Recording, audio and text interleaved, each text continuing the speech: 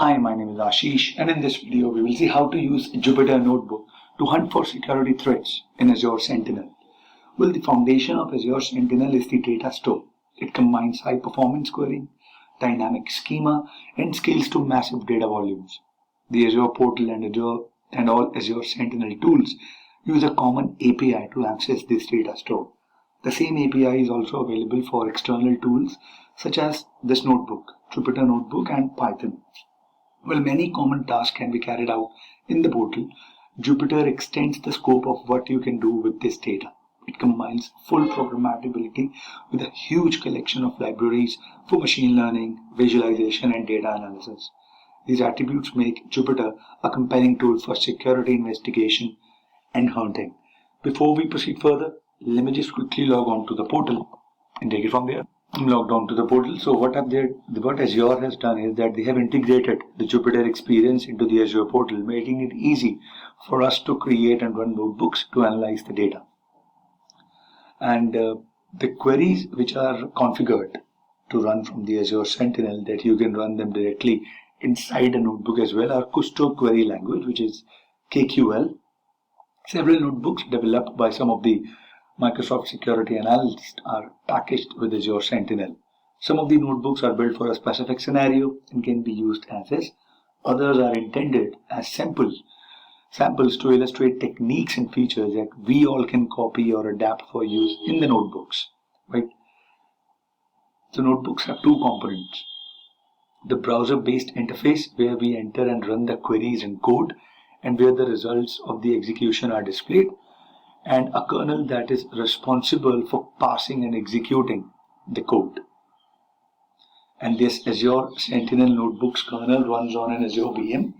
Several licensing options exist to leverage more powerful virtual machines if your notebooks include complex machine learning models. The Azure Sentinel Notebooks use many popular Python libraries such as Panda, Matplotlib, Bokeh, and others. Right, so these are used for visualizations and graphics, data processing, numerical computing, statistics, machine learning, and deep learning. Right, so to use the notebooks, we must first create an Azure Machine Learning workspace. So I'll do Azure Sentinel.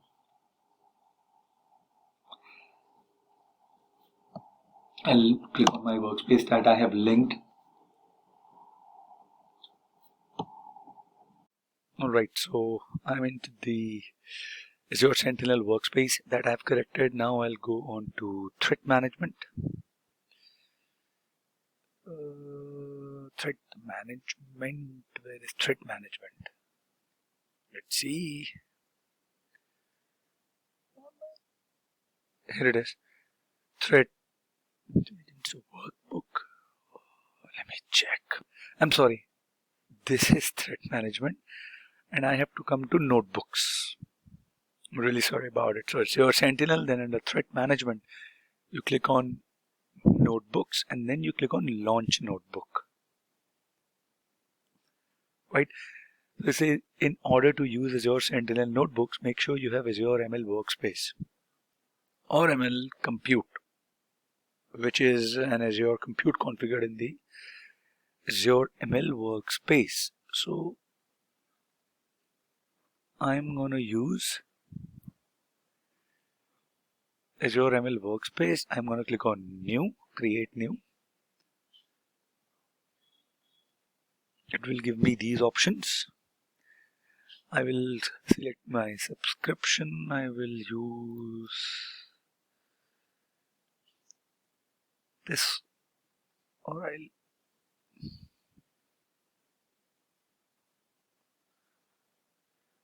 I'll create new test Azure ML RSG. Right, workspace name. So test Azure Workspace 1.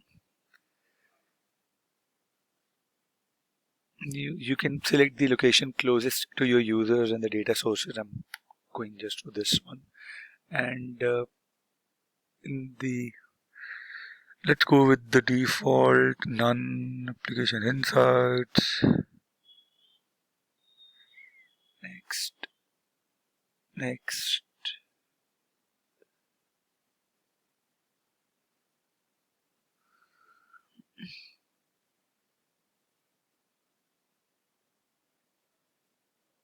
Workspace.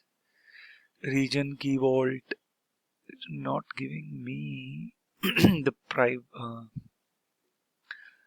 pricing options. Let me review it. Okay, let's click on create then.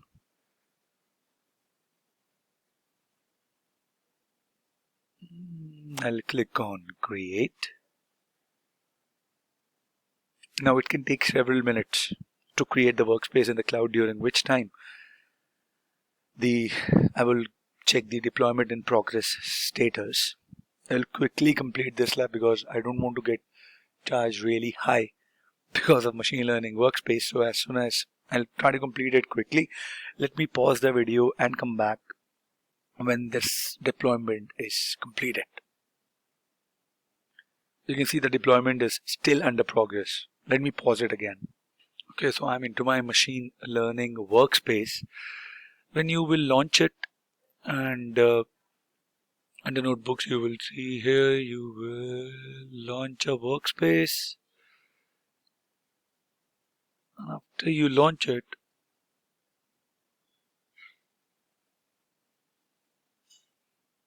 my notebook server is created, right? 1 minute.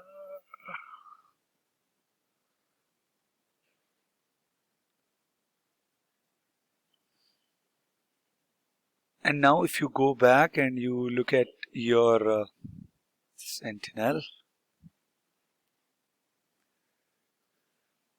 you click here under threat management. If you would click on notebooks, where you can see notebooks that Azure Sentinel provides.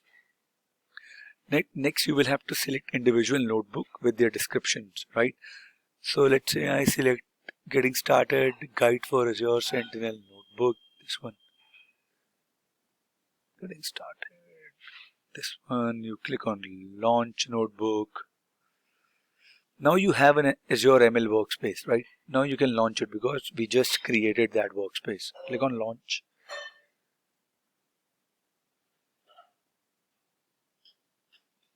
I click on launch.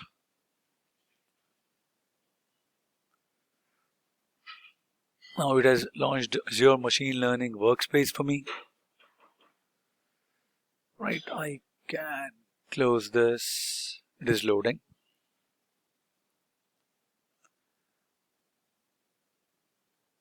Now,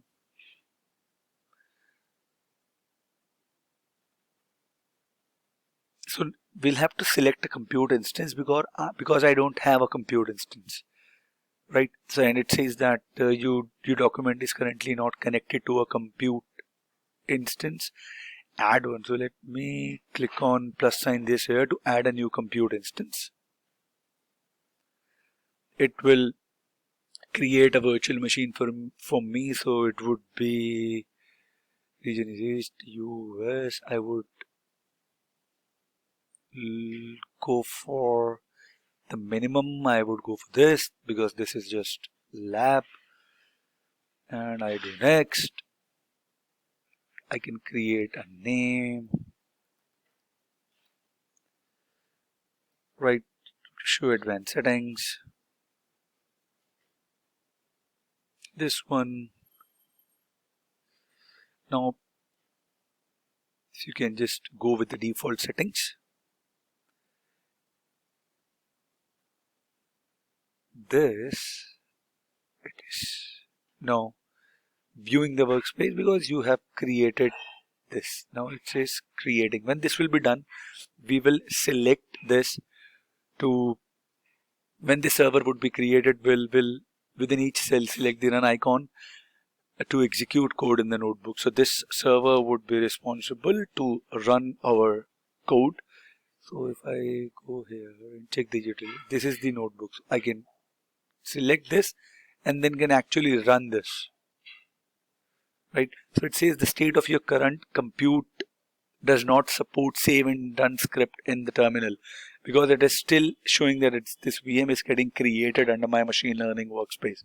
As soon as this is done, I can run notebooks under my Azure Sentinel using the machine learning workspace from Azure, right? So I hope this was informative for all of you guys. If you have any queries, please mention them in the comment section. I'll see you guys in the next video. Thank you. Have a good day ahead. Bye-bye.